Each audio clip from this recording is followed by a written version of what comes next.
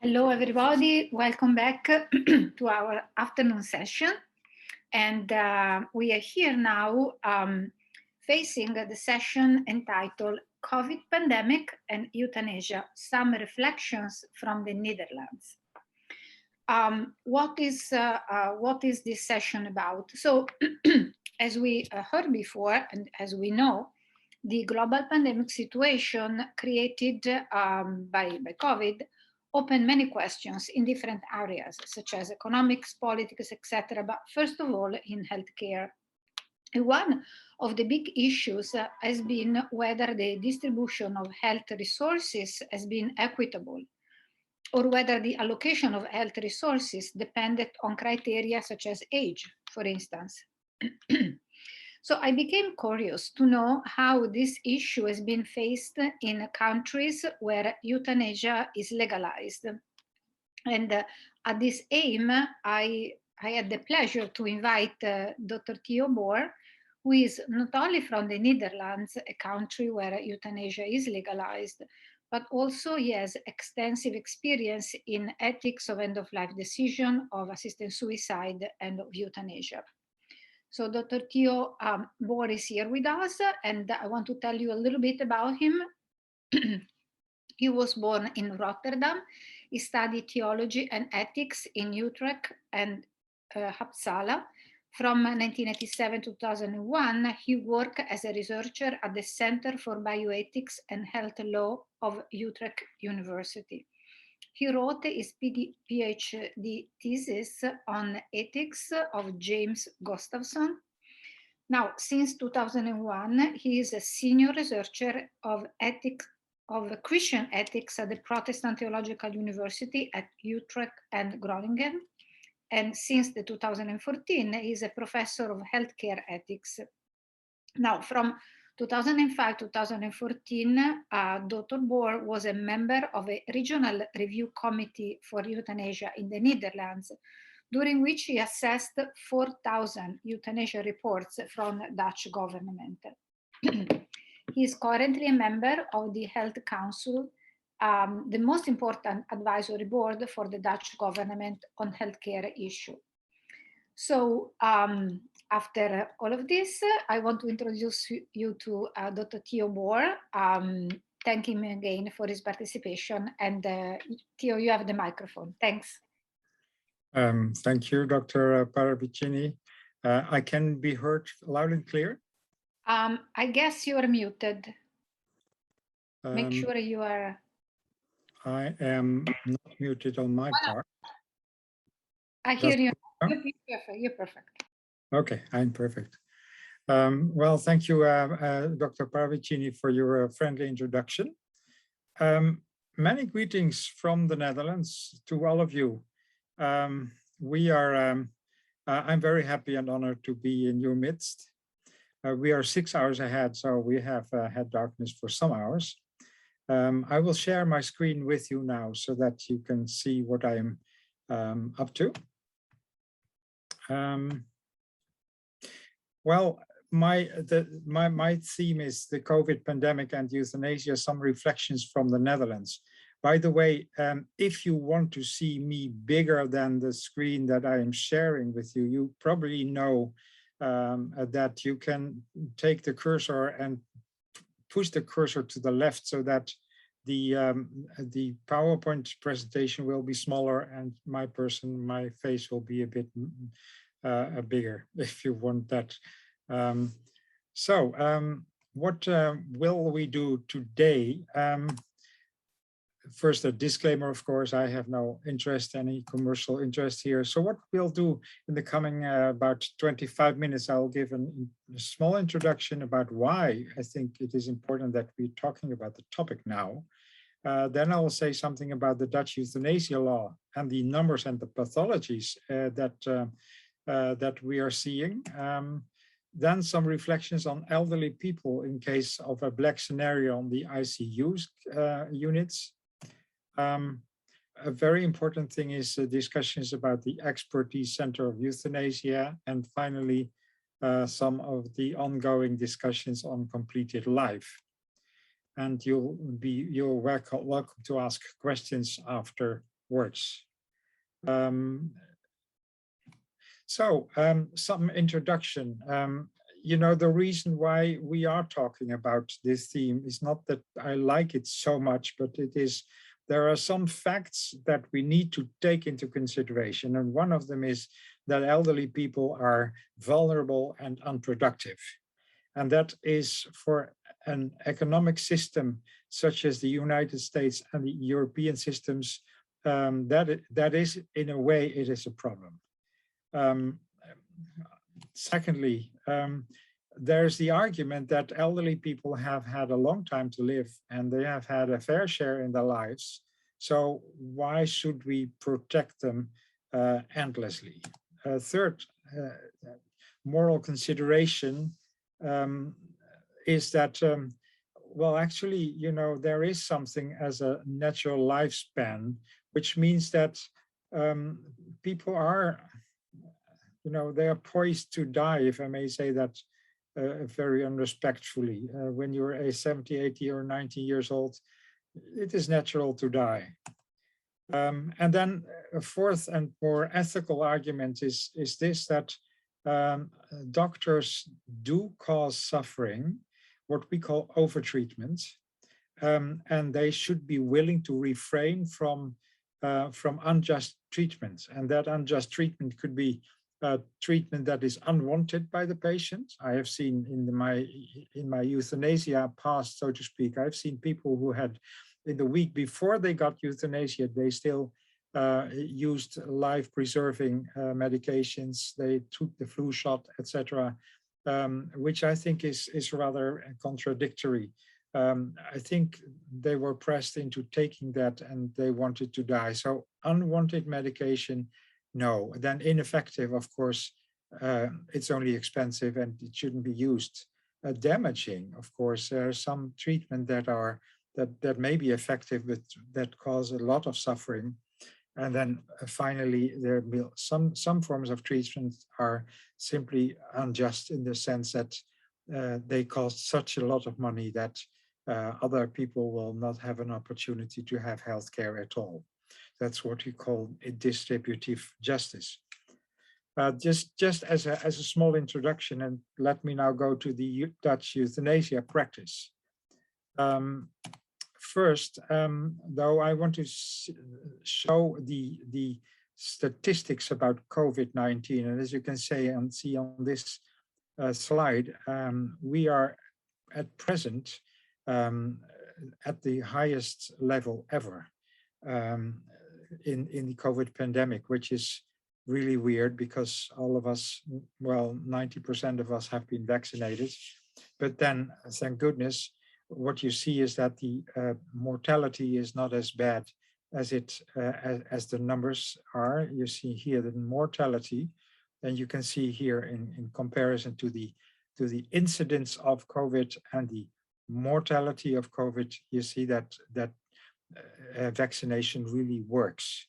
So we are not at the moment in a real danger that our intensive care units will be overcrowded, as was the case earlier in March 2020 and in the last winter, but we are getting into a danger zone.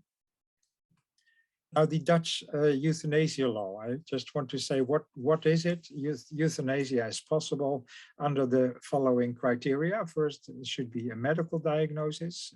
The suffering should, in other words, have a medical cause. Secondly, there should be an explicit patient request from a competent patient. Thirdly, there should be unbearable suffering. Without a prospect of medical prospect, I should say, of improvement. So it should be there is no treatment for this illness. Then fifthly, it should be performed in a medically advisable manner. And it is important that there is no obligations for anyone to perform euthanasia, nor is there an obligation for an institution to allow it within your premises, which is different than in, for example, Belgium and Canada, where euthanasia actually can be an obligation on the part of physicians and an obligation on the part of institutions to allow it on their premises. Now, secondly, there's some criteria that are not included. And for example, there's no criterion that relatives should be consulted or informed. There is no, as there is in, for example, Oregon, there is no requirement that death is expected in the near future. People receive euthanasia that really have, sometimes they have months, years, or even decades to live. Thirdly, there's no requirement that there's a patient-doctor relationship prior to the euthanasia request.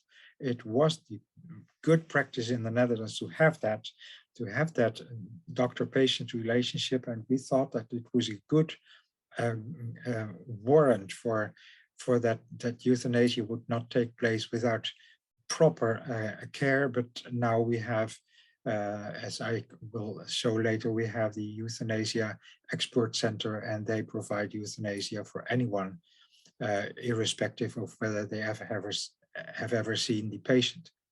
The important thing also is the patient does not need to be conscious at the moment of the death.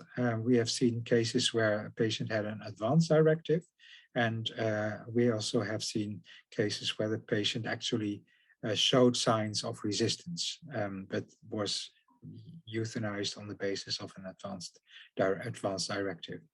And finally, there is no requirement that the patient should do it themselves, not even do it themselves preferably, as, for example, all the 10 or 11 US states have that as a requirement. Of course, the doctor is not allowed to kill.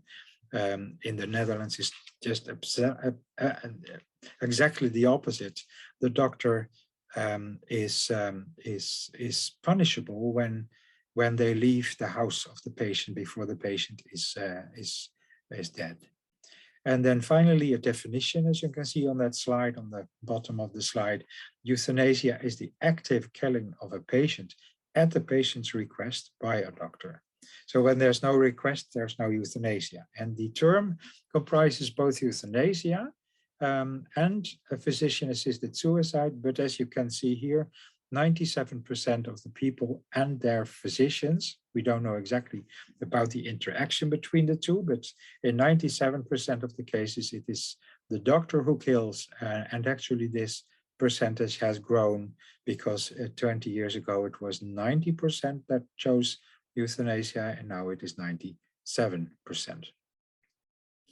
So what about the cases? As you can see here, this is a chart of the numbers of euthanasia cases that were reported. And as you can see, last year, 2020, we had an all-year high, almost 7,000 cases. We had a small dip in 2017 that had to do with some groundbreaking court cases where doctors became somewhat worried and shyer.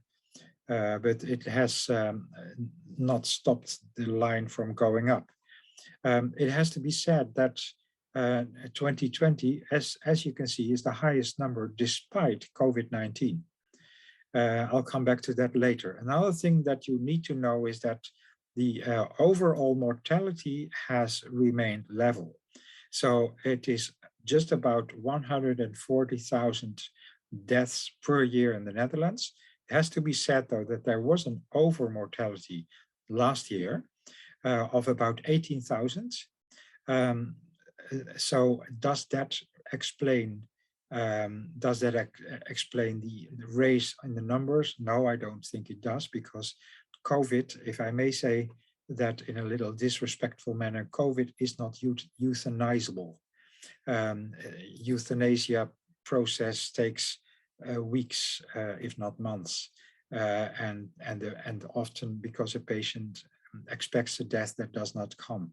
So I don't know whether there's any patient that has ever received euthanasia simply because of COVID-19. Perhaps even more important is the pathology underlying euthanasia requests. As you can see here from this, these two charts, I here put 2002 and 2019 next to each other. 2020 I do not have here yet, but as you can see, the cancer part is still the biggest, but there are new reasons, and important reasons are psychiatry, dementia, age-related complaints, such as incontinence for feces or urine, or forgetfulness, but also loneliness, etc. So as you can see, the pathology has changed, and that means that also the average life expectancy of the patient is going up for two reasons. The first reason is because of the different pathology. A psychiatric patient or a dementia patient, of course, is not dying in a foreseeable future. But secondly, even the cancer patients have a tendency to ask for euthanasia earlier on in the process, not in the last week or two, but rather in the last couple of months of their lives, because the physical complaints have been dealt with in an agreeable manner through palliative care, but the loneliness and the meaninglessness and the senseless waiting, of course, it's more difficult to alleviate those symptoms. And I think that is a cultural symptom actually of that I find heartbreaking. I'll come back to that also. Now about the ICUs, because as we know in New York, you have had big problems. Is it a year ago or so because of the overcrowded ICUs? As you can see here, one of our really disadvantages is that we do not have very many intensive care beds. It's only 6 per 100,000 people. I don't know the numbers in the United States. I should have looked that up, but in Europe on average it's 10, so it's almost twice as much. In Belgium it's 14, and in Germany it is 30, which explains why a year ago, when our intensive care unit beds were all taken, the Germans were so friendly to just take our patients and take care of them. It was a wonderful way of neighborship, so to speak. But that is really actually this Dutch efficiency. We don't, if you get an operation in the Netherlands, and that may be the same in the US, you are dismissed from the hospital within a day, or on the same day, or within just one night, and there's very little beds. And as we all know, corona patients need more than 1 day in the hospital, and they need more than 2 or 3 days on the intensive care. So we are now actually harvesting our efficiency, so to speak. So what to do if there's insufficient intensive care units? Well, my colleagues Marcel Verwij and Ronald Pierik have argued for age and fair share. Fair share, of course, means that, well, elderly people have had their share in life, and so we should prioritize younger people. This has been met with much criticism from many people, but what Jort Kelder, who is an opinionator, so to speak, in the Netherlands, has done is even more radical. He actually said that we should simply not take care of elderly people, especially not if they have eaten or lived unhealthily. I quote here, as you can see, are we saving 80 plus people who are smoking and who are obese? And you can see the disrespect of this saying. And I think the most heartbreaking was Marianne Zwagerman, who is a really famous and provocative opinion maker. She talked about the elderly people as the dry wood or the dead wood. In some bushfires, they can be effective a bushfire because it takes away the dry wood, and new life can exist. And talking like that about elderly people is it's a symptom that is extremely frightening. Now, the possible criteria, as you may know, of course, whom should we prioritize on the intensive care units? That is, of course, one of them is and I think that would be the best, the chances of recovery. If someone has a reasonable chance, then unfortunately they should be prioritized over a person whose chances are very small. Then there's the second, and I already told you, is a fair share principle that says, well, elderly people have had 60, 70, or 80 years to live. They've had their share. And of course, that is very much not applicable. I mean, perhaps Mr. Johnson, who is 85 years old, has finally found the love of his life after a life of bad luck, whereas Mr. Smith, aged 55, has had has had the best luck in life and has been rich and has traveled all over the world and has had 5 successful marriages, if that is possible, of course. But it is, of course, it is very unjust. Well, then societal relevance, maybe should we say we should save our prime minister rather than save a beggar or a shop owner or a professor of ethics.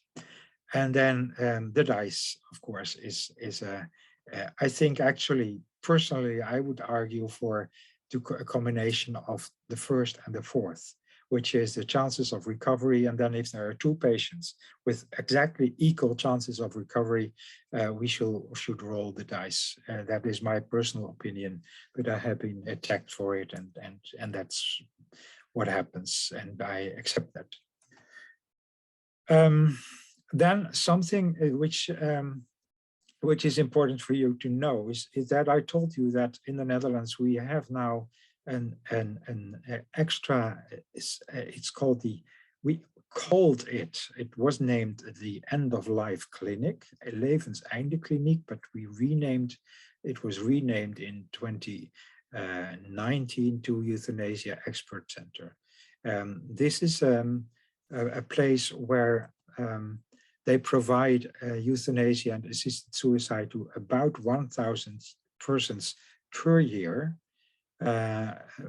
with a staff of, if I'm not mistaken, just about 50 or 55 physicians, which means that a physician on average performs 20 killings, life terminations a year.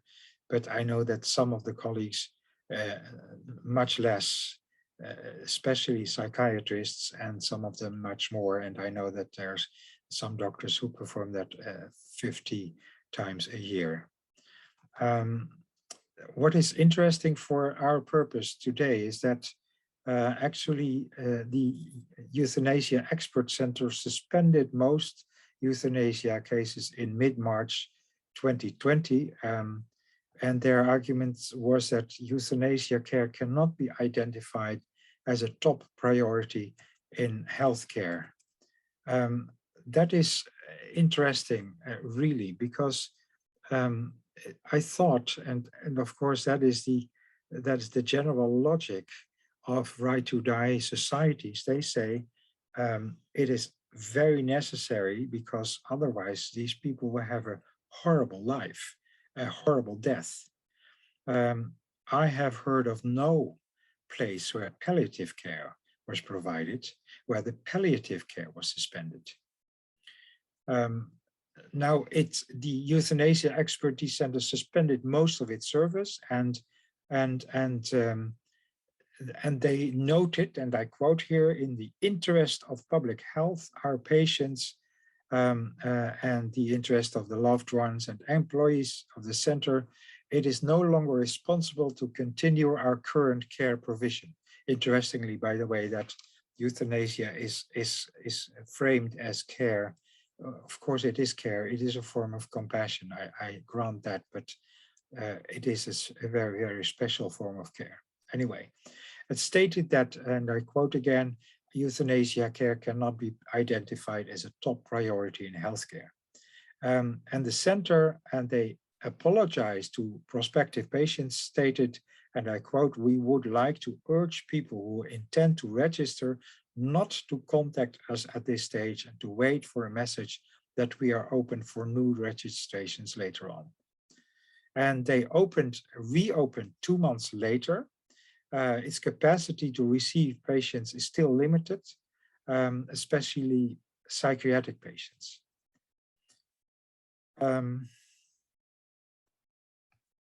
Now, another thing that is contributing to the general depreciation of elderly people, and that is the completed life, which actually can be found if you type in on your computer completed life, you will find a completed life site in America. I think it is advocated by no one less than Margaret Pabst-Bettin, whom I esteem very much. But completed life, I think it is really imported from the Netherlands. What does it mean? Well, in 1969, the start of the Dutch euthanasia discussion started with a pamphlet of a physician who said doctors cause a lot of suffering and they should be ashamed of it, and actually they should be ready to kill people if they have provided too much life expansion. That was 1969. And then in 1972, my own church, the Reformed Church in the Netherlands, don't you ever think that the church is always against euthanasia? Because actually in the Netherlands, I think the engine behind the Dutch euthanasia movement was liberal Protestantism. So the Reformed Church advocating euthanasia in response to overtreatment, Vandenberg, overpopulation. Some of you may remember the gloomy atmosphere in the time of the Club of Rome, which said that we have too many people and our earth will be destroyed. Actually, something of the gloominess that we are facing now in the global crisis, and in response to scarce medical resources. That is interesting. It was, and as you can see, and it's one of my predecessors, Professor Roskam Abing, a professor of ethics at Groningen University. He coined the term responsible senior citizenship.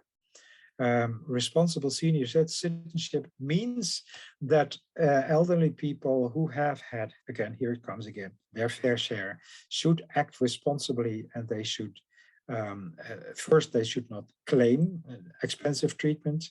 Secondly, then they should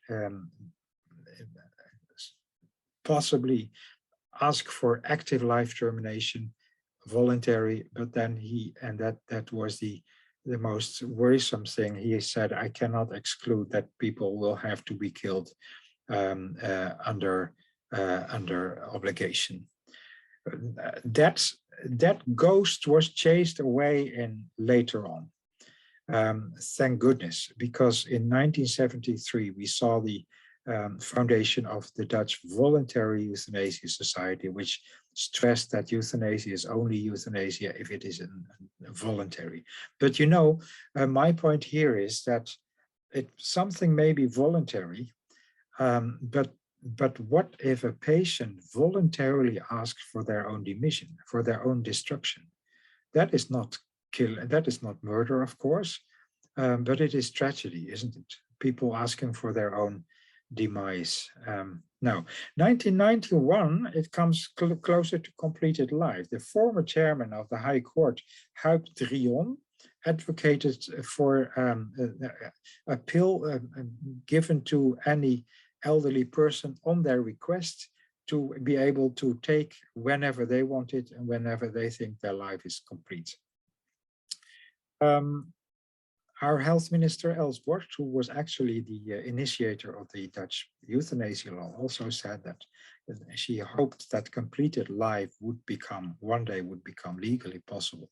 But it still is not possible. We are now 30 years further, in 2010, there was a so-called Free Will Alliance, consisting actually of a lot of opinion makers who are, may I say, in this way, the kind of the baby boomers, just people in their end of 60s, in their 70s, saying, you know, I want to have a pill if I think my life is complete. And then in 2016, the governmental committee said, well, no, don't do this because it will have too many side effects. Still, in that same year, 2016, the government announced that there would be a law of completed life, but then we had new elections and there was the forming of a new coalition, which made it, which caused it to be put on hold. 2020, there was again a governmental report, this time written by Els van Wijngaarden of the University for Humanities Studies, and it was again critical. And again, the law was still announced. And again, it's like l'histoire se répète. The history repeats itself because it's now on hold again, because we're now having a new coalition form again. The coalition negotiations have gone on for, I think, 8 months now. And part of the reasons why they cannot come to an agreement is exactly this completed life law. So what is the completed life proposal that is now will be in Parliament sooner or later? It's called the Review End of Life Support for the Elderly on Request Act. Well, you may forget that. Who can have it? Well, anyone over 74 years old can have assistance in suicide. No euthanasia, by the way. I think that is laudable, that the physician does not kill the patient. Anyone over 74 years who is competent and has documented their wish, and the person should have lived in the Netherlands for at least 2 years, which of course means that there can be no completed life tourism. Has preferably, but not officially obliged, preferably consulted their relatives, and preferably, but no obligation, consulted their physician. And the end-of-life coach, there should be some governmental coach that, together with the senior person, has reached the conclusion that there is no alternative help desired. And then there should be one second opinion. At least one other end-of-life coach has seen the senior person. Why is it problematic? Well, it has a major impact already in the COVID pandemic. It has a cynical effect, really. You know, if you are younger than, if you're older than 75 years old, the government says, well, it's very tragic if you want to die, but actually we can understand your wish. We can do without you. We will not refer you to the Suicide Prevention Bureau. We will organize this for you. So that's for the over 74s. But then for the under 74s, just like me, actually, if I want to die because I think, you know, my life is perfect, is completed now, I have thought about it for more than 6 months, and my life is going to be a mess. The government says, no, not yet, not for you. You are not suffering enough, which is in a way a very paternalistic sign.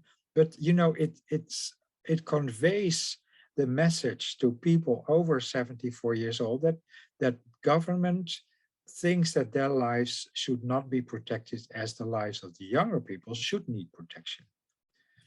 So at this moment, there are still negotiations, and we will see where it will end. But I have some optimism that the longer we discuss it, the fewer people are really for it. Now, my conclusion then, and maybe then I have 3.5 minutes for questions and answers. There's direct and indirect links between COVID-19 and euthanasia.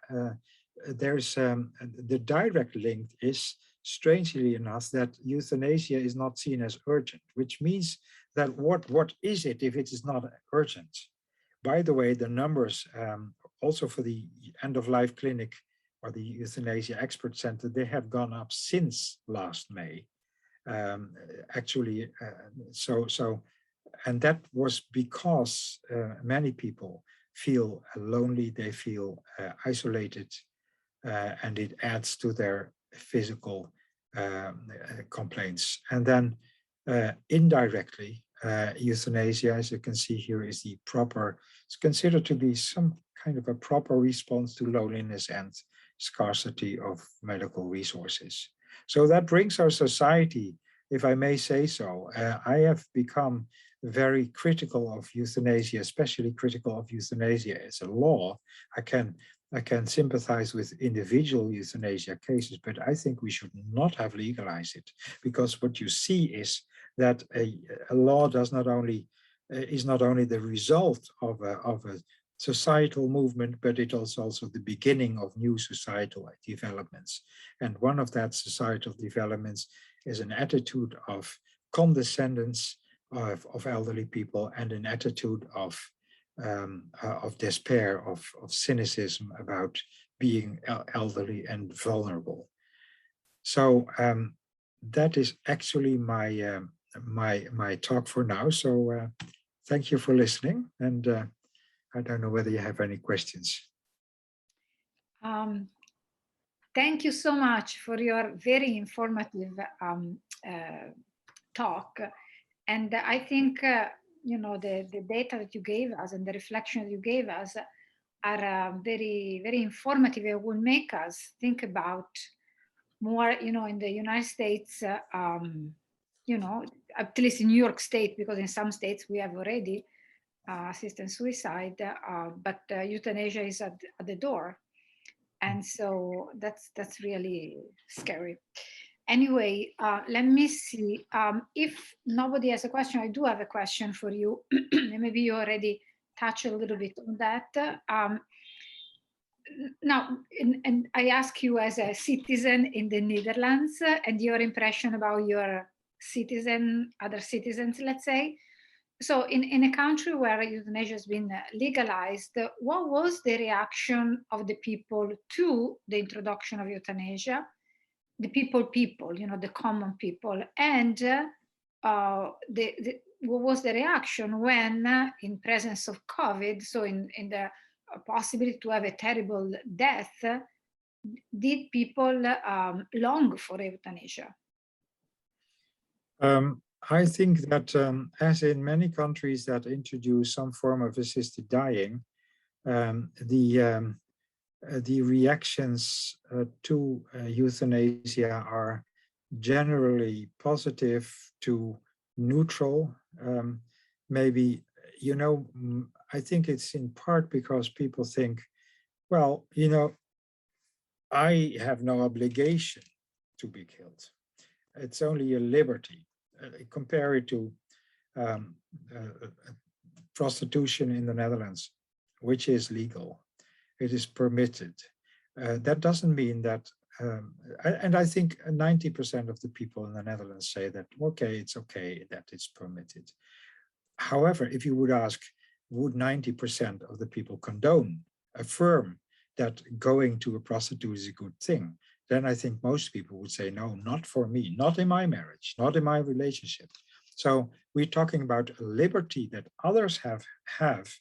But, you know, the point is that the more this liberty is exercised, the more it will also influence our own decisions. Because we have seen in the Netherlands, and I've done research for that, we have seen that there are neighborhoods in some cities where it's 1 out of 7 people who now die through euthanasia. And even some practices, it is even more, which means that it becomes a default way to die. And then the question is, when does it tilt from a well-received urgency solution to a default way to die? And I think we have passed that line in certain regions of the Netherlands. We have passed the line to euthanasia becoming a default way to die, which means that the this the proof, the proof of evidence, I can't think of the word now, the burden of proof, yes, the burden of proof is on the side of the person who does not want to have euthanasia in incidental cases. Thank you. There is actually a question, maybe this is going to be the last question because we don't want to go over time. Yeah. So someone is asking, what is the status of palliative care in the Netherlands? Is that offered at all? Yes, yes.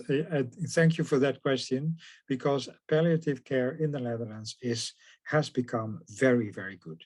And thank goodness. And one of the reasons why it has become so good is that in the 1990s, when we started legalizing euthanasia in 2002, we had the definitive law. In those years, one of the things was that we had this resolve that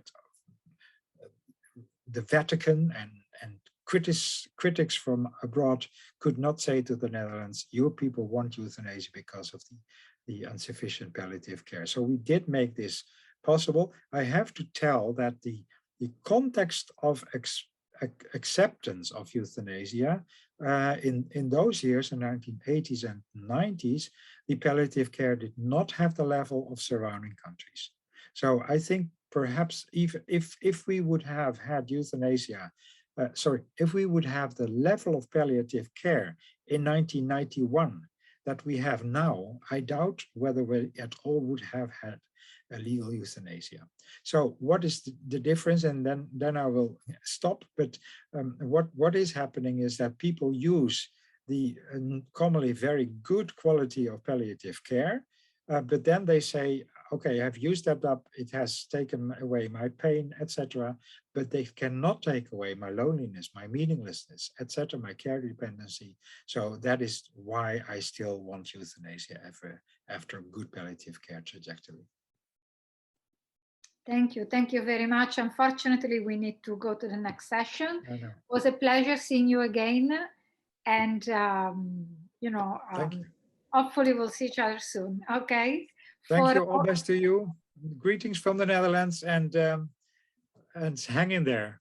Okay, very good.